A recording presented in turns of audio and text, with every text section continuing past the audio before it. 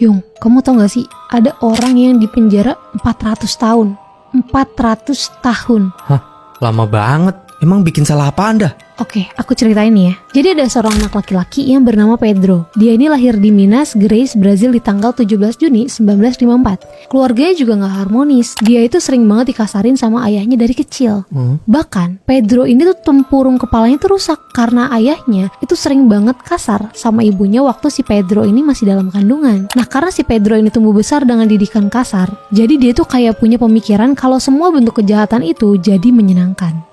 Definisi makin dilarang makin menjadi gak sih? Hah? Iya. Pokoknya si Pedro ini itu punya pemikiran kalau kejahatan itu semua perlu diselesaikan dengan kekerasan. Oke. Sampai pas Pedro ini umur 14 tahun, itu first banget Pedro ngelakuin pembunuhan. Jadi korban pertamanya itu adalah wakil wali kota Alpenas. Waduh. Alasannya karena si wali kota itu udah nuduh bapaknya nyuri makanan di kantin sekolah sampai akhirnya bapaknya ini dipecat. Karena Pedro ngerasa itu nggak benar, bapaknya difitnah gitu lah ya. Dia nggak terima, didor tuh sama si Pedro. Wah. Sampai akhirnya Pedro ini tahu sendiri kalau ternyata yang nyuri makanan itu adalah penjaga lain di sekolah itu. Dan akhirnya dihabisin juga tuh sama si Pedro. Habis itu dia kabur nih kan ke Mogi di Sao Paulo. Pas udah tinggal di sana, dia ini notice kalau ada pengedar cowboy di sana. Keganggu dong dia karena ada kejahatan nih kan. Dan ya nggak salah lagi, si pengedarnya itu akhirnya dimetongin juga sama si Pedro. Wah, gila sih. Gokil ya. Terus si Pedro itu di sana punya cewek namanya Maria. Happy tuh mereka berdua. Tapi kebahagiaan itu nggak bertahan lama. Karena Pedro yang tadi udah ngabisin pengedar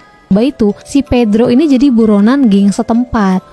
Sebagai balas dendam geng-geng itu ke Pedro, geng itu malah ngebun-bun si Maria, pacarnya Pedro. Makin jadi dia tuh si Pedro. Di situ dicari lah tuh yang ngebun-bun pacarnya. Nah, di pencarian itu malah banyak anggota geng yang akhirnya metong di tangannya Pedro. Oke. Habis itu si Pedro sampai mau ngebun-bun bapaknya yang ada di dalam penjara karena pas itu bapaknya tuh udah ngebun-bun ibunya lah. Di situ Pedro datang nih ke Orspura mau jengukin bapaknya. Tapi pas ketemu sama bapaknya malah 22 kali.